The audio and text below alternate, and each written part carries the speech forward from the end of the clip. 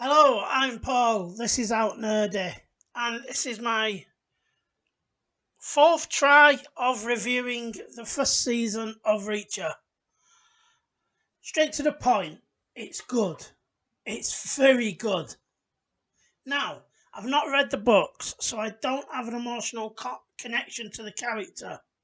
As such, I'm purely going off what Amazon is giving me. So, Alan Richardson is really good.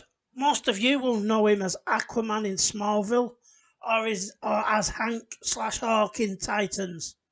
The dude is a beast. The fight scenes are as good as you'll see in any movie. They are brutal and bone crunching, and for me, awesome. In terms of choreography, it's on par with your martial arts dramas such as Warrior or Wu Assassins.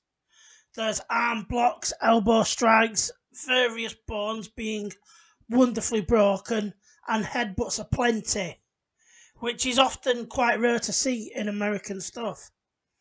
His portrayal of Jack Reacher as the largely strong silent type is well done, and going off what I've read on fan sites, it's straight out of the pages of the books.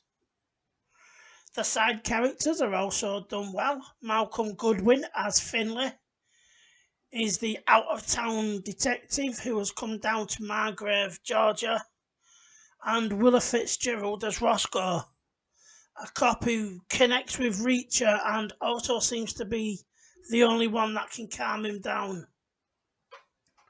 They are part of the only three clean cops it turns out to be. I'll give you a bit of the plot.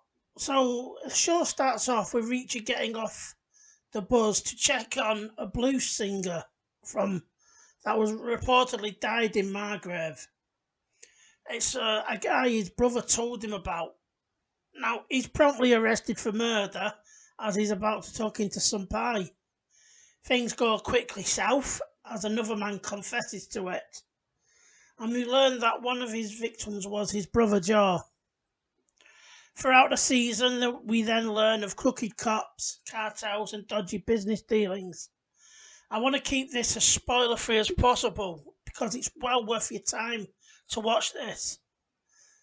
For me, this should have dropped weekly rather than all at once. It makes sure your show is talked about for longer and it gives it legs. Even though the Book of Boba Fett is not good, people are still talking about it week on week, what for ill or otherwise. And whilst I like the binge model, and it works for a lot of stuff, like Cobra Kai or The Witcher, I think something like these kind of shows, it pays to do it weekly because it builds up anticipation.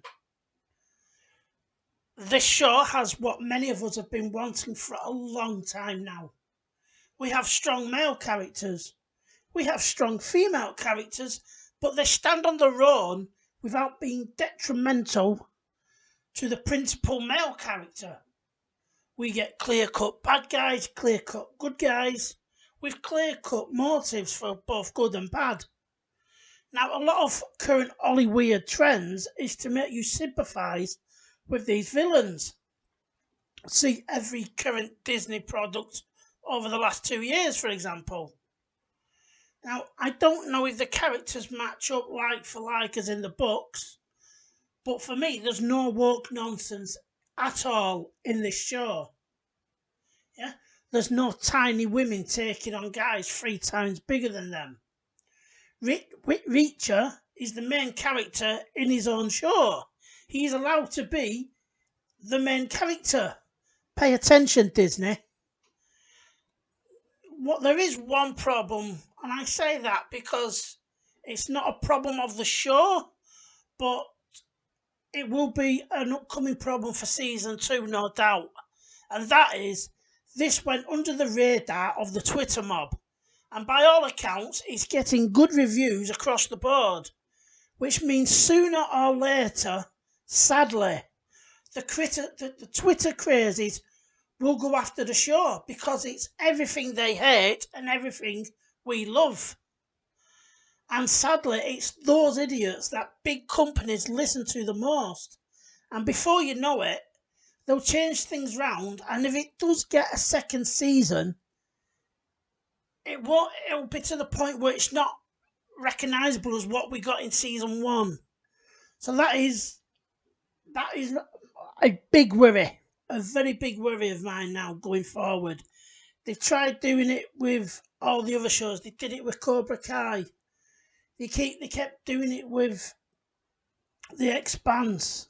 You know, once these crazies gets hold of something in their sights, then they change it.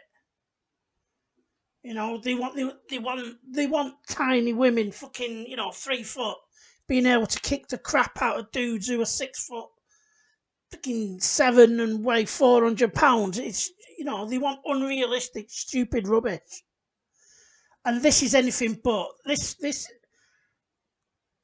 is possibly going to be the best thing that Amazon do this year. I think the next big thing coming up is Lord of the Rings, and that does not look good. That looks to be everything that Lord of the Rings wasn't. You know. So anyway, short one for me. This is a great TV show. It's well worth your time and effort, and we should be glad that the overlords at Amazon didn't screw with it. I said I've seen this almost twice now. I've just got a couple more episodes to finish off because I enjoyed it that much, and it's been a long, long time since that's happened for me.